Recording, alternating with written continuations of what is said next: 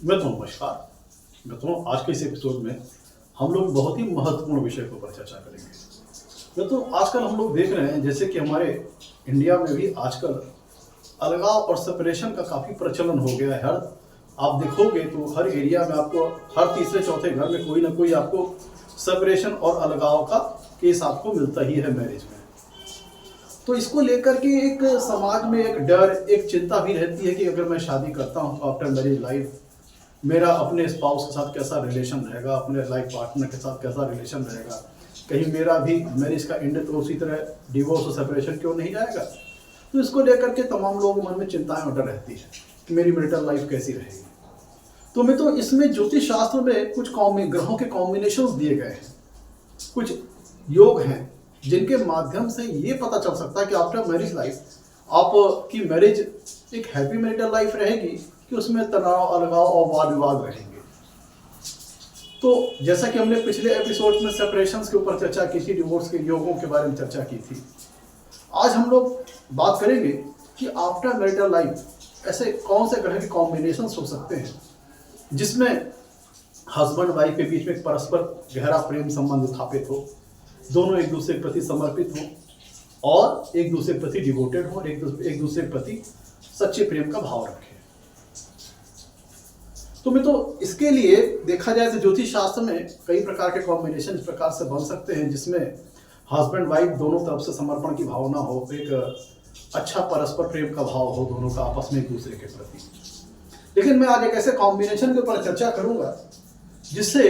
आपको आइडिया मिल जाएगा कि अरे इस प्रकार का कॉम्बिनेशन आपकी कुंडली में मिलता है तो जाकर के आपकी मैरिटल लाइफ आप ऐसा समझ लीजिए कि आफ्टर मैरिज लाइफ पति पत्नी में गहरा अटूट प्रेम संबंध रहता है, दोनों एक दूसरे के प्रति समर्पित रहते हैं, डिवोटेड रहते हैं और एक दूसरे के प्रति वफादार रहते हैं। मैं तो देखिए कुंडली का अगर हम किसी व्यक्ति के जीवन की उसके लव और रोमांस जो मैटर होते हैं उनका अगर विचार करना होता है, लव और रोमांस फैक्टर का, तो उसके लिए हम कुंडली के पंचम भाव को देखते हैं। कुंडली के पंचम भाव को देखते हैं और कुंडली का जो 7वां भाव में तो है ये मैरिज लाइफ का है। आपकी मैरिटल लाइफ आपके स्पाउस के बारे में जानकारी देता है, आपकी मैरिज लाइफ के बारे में जानकारी देता है। तो जो 7वां भाव है मित्रों ये आपकी मैरिज लाइफ और आपके स्पाउस के बारे में जानकारी देता है और 5वें भाव से हम जातक के जीवन में उसकी जो लव लाइफ है, उसका प्रेम, उसका इंक्लिनेशन, जातक का झुकाव किस ओर होगा इसका विचार करते हैं। तो अगर पंचम भाव या पहले तो चीज आप मान के चलिए कुंडली का जो 7वां भाव है, कुंडली में 6वां और 8वां और 12वां भाव मित्रों ये त्रिक स्थान की श्रेणी में आता है। कुंडली का 6वां भाव, 8वां भाव और 12वां भाव इसे हम दूसरे स्थान और त्रिक स्थान मानते हैं, ये अशुभ भाव माने जाते हैं कुंडली के। तो कुंडली का पहली बात तो किसी भी कॉम्बिनेशन में एक सुखद वैवाहिक जीवन के लिए ये एक जो बेसिक फंडामेंटल स्टेप को ये कहा जाता है कि कुंडली में 7वां भाव या 7वें भाव का स्वामी सप्तमेश, जो मैंने आपको दूसरे स्थान बताए हैं 6वें, 8वें और 12वां, इनके स्वामियों से पीड़ित नहीं होने चाहिए। मतलब ये 6वें, 8वें और 12वें भाव के स्वामी, 6वें या 8वें या 12वें भाव के स्वामी, इनका संबंध 7वें भाव या सप्तमेश से ना बन रहा है। मतलब या तो 6वें, 8वें या 12वें भाव के स्वामी 7वें भाव में स्थित नहीं होने चाहिए या 7वें भाव के स्वामी सप्तमेश के साथ इनका संबंध न बन रहा हो, या सप्तमेश कुंडली में 6वें भाव में या 8वें भाव में या 12वें भाव में नहीं होने चाहिए। ध्यान दीजिएगा ये तीनों भाव मैरिज लाइफ के लिए अच्छे नहीं माने गए हैं, 6वां, 8वां और 12वां।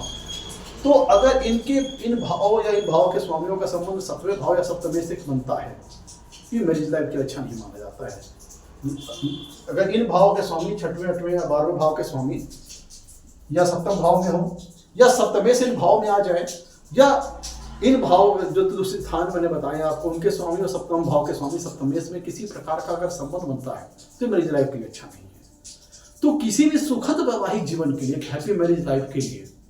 ये कॉम्बिनेशन आपको मैरिज लाइफ में आपकी कुंडली में नहीं होना चाहिए, क्योंकि हम लोग बातचीत कर रहे हैं आज के एपिसोड में परस्पर प्रेम संबंध की, जातक और जातक के स्पाउस के बीच में। तो उसके लिए सबसे पहला जो बेसिक फंडामेंटल स्टेप है कि कुंडली का 7वां भाव और सप्तमेश जो दूसरे स्थान मैंने बताए हैं उनके स्वामियों से प्रभावित न हो। आइदर इन भावों के स्वामी सप्तम भाव या सप्तमेश से संबंध में बना रहे हो या सप्तमेश खुद इन भावों में ना हो। तो ये पहली बेसिक फंडामेंटल कंडीशन हो गई एक सुखद वैवाहिक जीवन के लिए। और दूसरा मित्र ये है कि कुंडली में अगर हमने जैसे बात की कि जातक का जो प्रेम पक्ष है तो कुंडली का 5वां भाव दिखाता है और 7वां भाव वैवाहिक जीवन का है, स्पाउस का है। तो कुंडली में मित्रों अगर पंचम भाव या पंचम भाव के स्वामी का संबंध कुंडली के 7वें भाव या 7वें भाव के स्वामी सप्तमेश से बनता है, तब ये दर्शाता है कि जातक अपने जीवन साथी से प्रेम करने वाला होता है और समर्पण का भाव रखता है, क्योंकि कुंडली का 5वां भाव जातक के जीवन में होने वाले प्रेम प्रसंगों को दर्शाता है और 7वां भाव जातक के लाइफ पार्टनर का है, जातक की मैरिज लाइफ का है। तो जब कुंडली में पंचम भाव या पंचमेश का संबंध 7वें भाव या सप्तमेश से बने तो ये दर्शाता है कि जातक अपने स्पाउस से प्रेम करने वाला होता है, उसके प्रति समर्पित रहता है, अपने जीवन साथी के प्रति। अब यहाँ पे संबंध किस तरह बन सकता है? लेट सपोज मान लीजिए कि 5वें भाव के स्वामी पंचमेश आ जाए कुंडली के 7वें भाव में, या 7वें भाव के स्वामी सप्तमेश आ जाए कुंडली के 5म भाव में, या कुंडली के किसी शुभ भाव में सप्तमेश और पंचमेश की युति हो जाए, या सप्तमेश और पंचमेश कुंडली के शुभ भाव में हो और आपस में सम सप्तक दृष्टि संबंध योग बना रहे हो। मतलब जैसे लेट सपोज मान लीजिए कि पंचमेश 4थे भाव में है और सप्तमेश 10वें भाव में है, तो दोनों एक दूसरे को 7वीं पूर्ण दृष्टि से देख रहे हैं। तो संबंध किस प्रकार के हो सकते हैं? चाहे पंचमेश 7वें में आ जाए, चाहे सप्तमेश 5म में आ जाए, चाहे दोनों किसी शुभ भाव में सप्तमेश और पंचमेश युति कर लें, चाहे सप्तमेश और पंचमेश आपस में एक दूसरे से सम सप्तक दृष्टि संबंध बना रहे हैं। तो ये दर्शाता है कि जातक अपने स्पाउस से प्रेम करने वाला होता है। लेकिन ये मित्रों ये किसी भी मैरिज का ये एक पहलू हो गया, ये वन साइडेड फैक्टर हो गया। ये हो गया हम मैरिज, 2 पक्ष होते हैं मैरिज में, इसमें हमने एक पक्ष की बात करी और हम इस एपिसोड में चर्चा कर रहे हैं कि दोनों पक्ष से मैरिज लाइफ में दोनों पक्ष से जातक और जातक स्पाउस दोनों लोग एक दूसरे के प्रति परस्पर प्रेम का भाव रखते हो, एक दूसरे के प्रति गहरी आसक्ति रखते हो, गहरा समर्पण रखते हो। तो उसको अगर हमें लग्न कुंडली और ये जो मैं कॉम्बिनेशन आप बता रहा हूं ये नवमांस कुंडली पे भी अप्लाई होगा, ध्यान दीजिएगा। लग्न कुंडली से भी देखेंगे और नवमांस कुंडली पे भी देखेंगे। अगर दोनों कुंडली में जो कॉम्बिनेशन बता रहा हूं वो मिल जाता है तो सोने पे सुहागा वाली स्थिति हो जाएगी। और इसका नवमांस कुंडली में जो कॉम्बिनेशन मिल जाए, लग्न कुंडली में मिलेगा तो ठीक है, और अगर नवमांस कुंडली में मान लीजिए अगर दोनों में कॉम्बिनेशन जो मैं बता रहा हूं मिल जाओ तो सोने पे सुहागा वाली स्थिति हो जाएगी। अगर नवमांस कुंडली में भी ये कॉम्बिनेशन मिल जाता है जो मैं आपको बता रहा हूं तो भी मैरिज लाइफ के लिए बहुत अच्छा है, और अगर सिर्फ लग्न कुंडली में मिलता है तो भी ठीक ठाक है। तो अब देखिए यहाँ पे तो ये तो हो गया कि वन साइडेड फैक्टर हमने चेक कर लिया कि मैरिज में एक जातक का अपने स्पाउस के प्रति, जीवन साथी के प्रति गहरा लगाव है, क्योंकि जातक का प्रेम का भाव अपने स्पाउस के साथ जुड़ रहा है। पंचम भाव पंचमेश का संबंध 7वें भाव सप्तमेश से होना ये दर्शाता है कि जातक अपने स्पाउस के प्रति प्रेम भाव रखता है। लेकिन अब हमें दूसरे साइड चेक करना है, क्या जातक का स्पाउस का जातक का जीवन साथी भी जातक से प्रेम का भाव रखता है, या फिर वही लड़ाई झगड़ा कोर्ट कचहरी पुलिस थाना, या फिर वन साइडेड लव। तो देखिए इसके लिए हमने देखेंगे कि कुंडली का जो मित्रों जो अगर हम 7वें भाव को लगन मान लें, क्योंकि 7वां भाव की मैरिज लाइफ का है, स्पाउस का है, जीवन साथी का है, तो इसको अगर हम लगन मान लें मित्रों तो जो लग्न स्थान होता है ये 7वें से 7वां होता है। कुंडली का जो लग्न स्थान है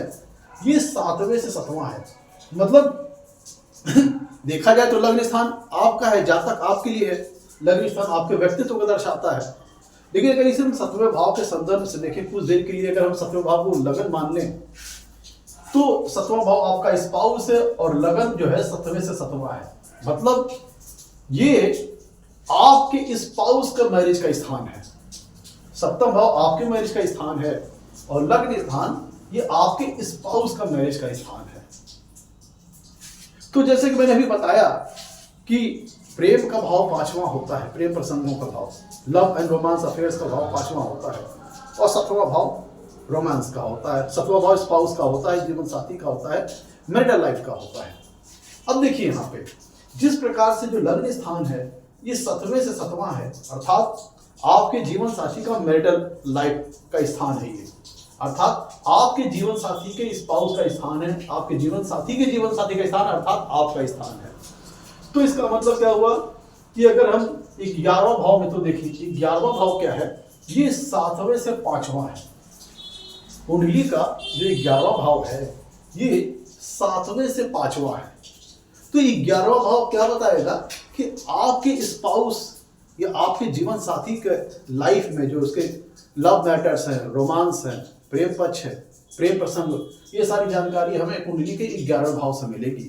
क्योंकि ये कुंडली में 7वें से 5वां भाव है और लगन जो है वो 7वें से 7वां है, जो आप हो गए। 7वां भाव आपके जीवन साथी का है और 7वें 7वां हो गए आप, अगर हम इसको लगन मान लें 7वें भाव को। तो ऐसी दशा में कुंडली के 11वें भाव या 11वें भाव के स्वामी एकादशेष का संबंध कुंडली में लग्न या लग्नेश से बनता है। तो ये दर्शाता है कि हमने एक साइड तो पहले चेक कर लिया था लग्न की ओर से, जातक का अपने स्पाउस के प्रति जीवन साथी प्रेम समर्पण है कि नहीं, प्रेम भाव है कि नहीं। अब हम अपने स्पाउस के साइड से चेक करें, अपने जीवन साथी के साइड से चेक करें, कहीं हमारा मैरिज वन साइडेड लव वाला तो नहीं रहेगा। तो ऐसी दशा में अगर 11वां भाव 11वें भाव के स्वामी एकादशेष का संबंध कुंडली में लग्न या लग्नेश से बनता है, तो फिर ये इस बात का कंफर्मेशन हो जाएगा कि जो जातक का जो स्पाउस है, जातक का जीवन साथी है, वो भी मैरिज लाइफ में आपके प्रति प्रेम भाव रखेगा, गहरी आसक्ति रखेगा, आपसे प्रेम करने वाला होगा। क्योंकि 11वां भाव में तो 7वें से 5वां है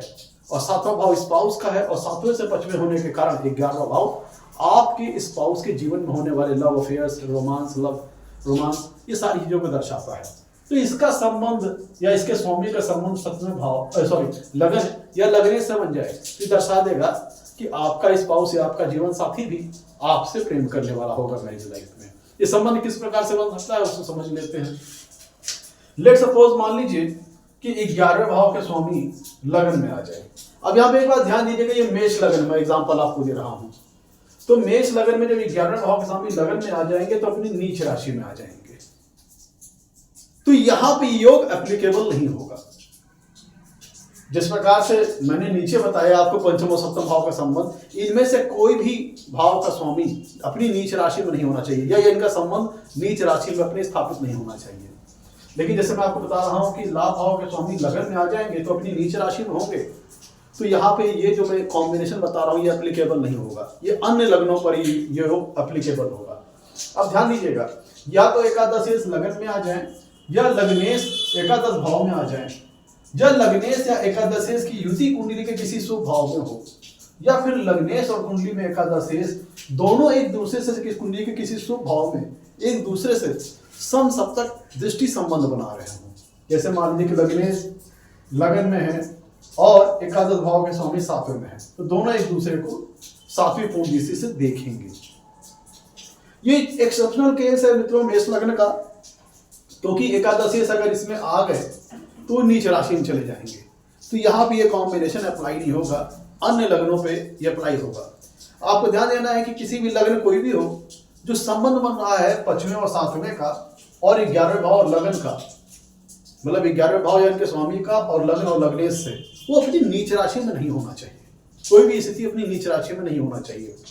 चाहे पंचमेश अपनी नीच राशि में नहीं होना चाहिए, सप्तमेश अपनी नीच राशि में नहीं होना चाहिए,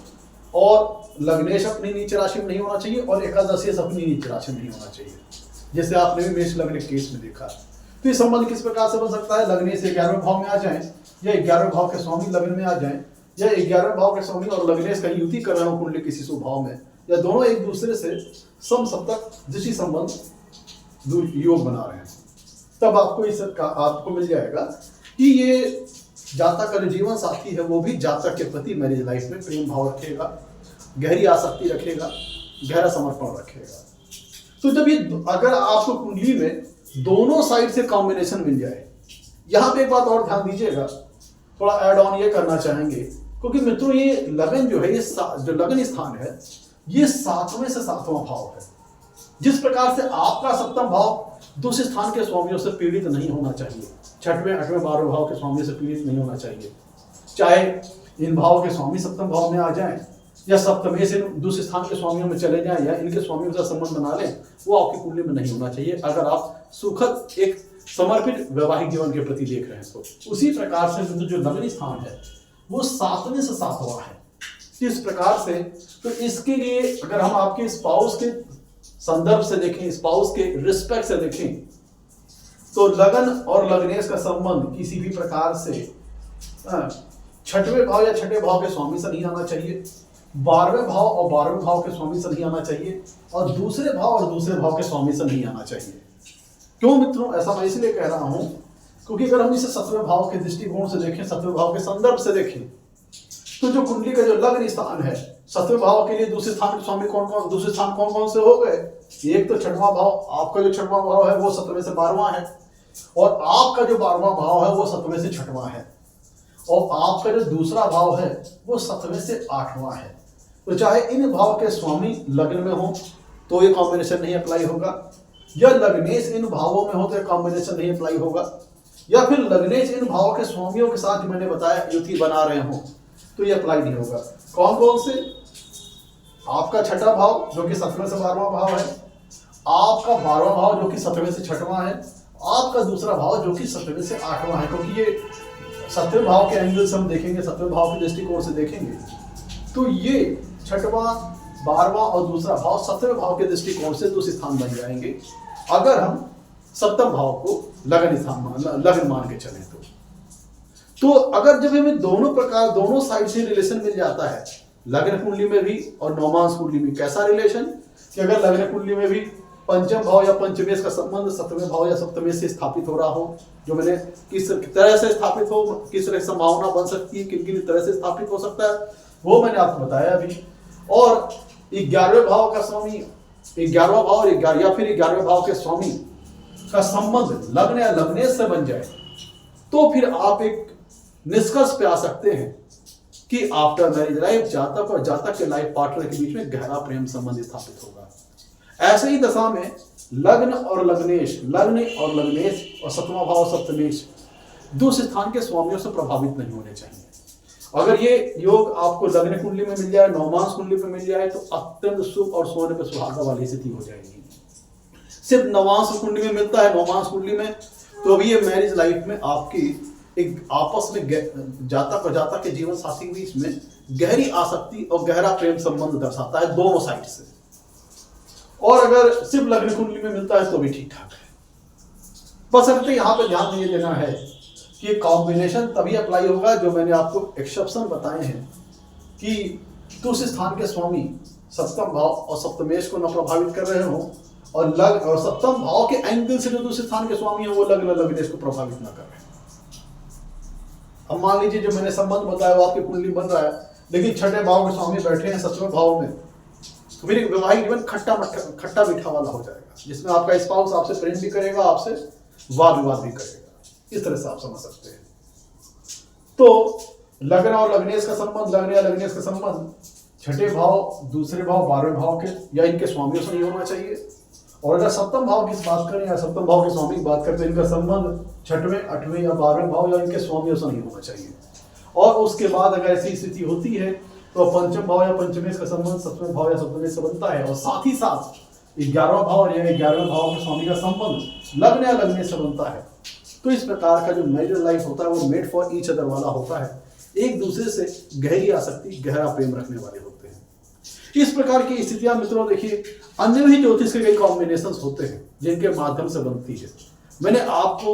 ये कॉम्बिनेशन बताया कि ऐसा भी कॉम्बिनेशन होता है कि एक आपस में एक दूसरे के प्रति समर्पित वैवाहिक जीवन, एक समर्पित प्रेम पूर्वक एक हैप्पी मैरिड लाइफ देने वाला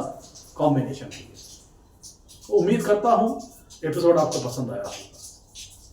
यहाँ पे थोड़ा बात पर ध्यान दीजिएगा कि जो मैंने आपको एक्सेप्शन बताया कि जैसे मेष लग्न में 11वें भाव के स्वामी अगर आ जाएंगे तो अपनी नीच राशि हो जाएंगे, तो हमें प्लेसमेंट देखनी पड़ेगी, प्लेसमेंट कैसी है और कहाँ पे कॉम्बिनेशन बन रहा है। जब ये दोनों साइड सबको इस तरह का कॉम्बिनेशन मिल जाए तो आप निश्चित तौर पर कंक्लूजन पे पहुंच सकते हैं कि एक दूसरे के प्रति गहरी आसक्ति रखने वाले एक दूसरे के प्रति गहरा परस्पर प्रेम संबंध रखने वाली मैरिज लाइफ होगी। आज के लिए इतना ही। नमस्कार, धन्यवाद।